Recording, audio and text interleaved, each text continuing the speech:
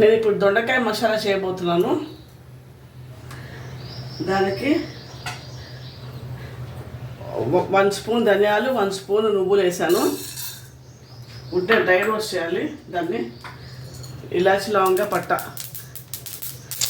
2 లవంగాలు, 2 ఇలాచి, 2 పట్ట వేసాను.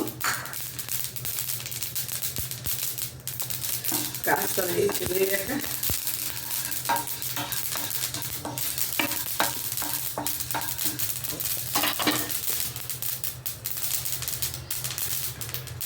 సాఫీగా వేగినట్టయితుంది.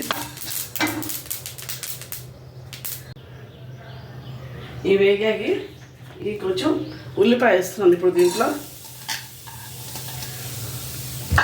ఉల్లిపాయ, 1 స్పూన్ సాల్ట్,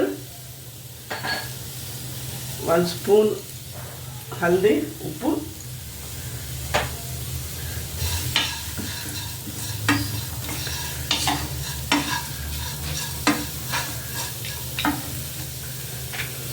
కొంచెం 1 స్పూన్, 1/2 స్పూన్ అల్లం వెల్లుల్లి పేస్ట్, 1 స్పూన్ కారం,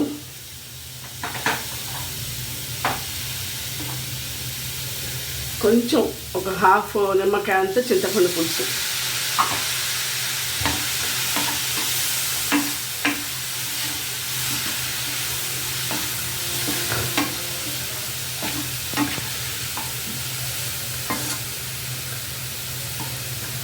వేసి కొంచెం మూత తీసి చూస్తానండి. 3 మినిట్స్ అయింది. ఇది చాలు. ఇంకా ఇది సలాడ్ చేస్తానండి. తీయేస్తాను. ఇక్కడ స్టవ్ ఆఫ్ చేస్తున్నాను. దీన్ని సలాడ్ చేశాక మళ్ళీ గ్రైండ్ చేసి మళ్ళీ వస్తానండి. నేను ఆయిల్ వేస్తాను. అంటే కొంచెం కాస్త పడుతుంది. ఇక్కడ ఆయిల్లోనే ఇది అవ్వాలి కదా మీకు.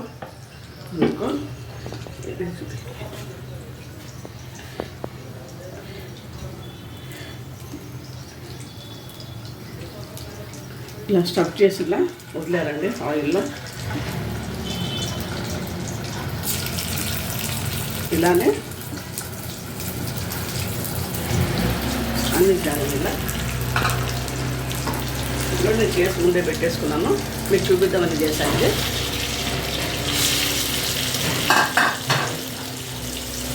ఇది మిగిలింది ఇంకా మగ్గబెట్టేస్తా. గ్రైండ్ చేసి పెట్టుకున్నాను కదా, అదన్నమాట. ఇది కాస్త ఆయిల్లో కొంచెం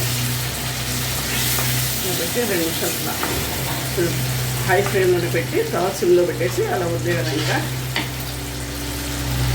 కొంచెం సేపు అలా ఉంచాలి.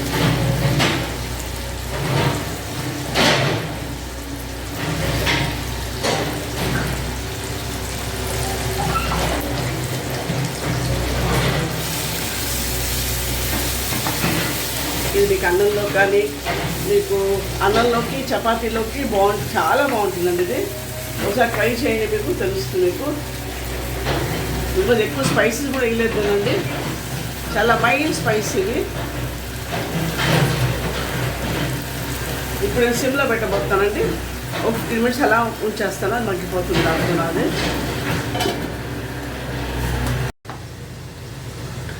ఇప్పుడు తీసి చూస్తానండి. అయిపోయినట్టే. ఇంకా పొయ్యి ఆపేస్తున్నాను. ప్లేటింగ్ చేస్తాను. దొండకాయ మసాలా కర్రీ రెడీ అండి. Please try it once. చాలా బాగుంటుంది. చపాతీలోకి ఇంకా రైస్లోకి బాగుంటుంది. Have a nice day. మీరు అందరూ బాగున్నారని తెలుస్తాను. Please like, share, subscribe my channel. Thank you.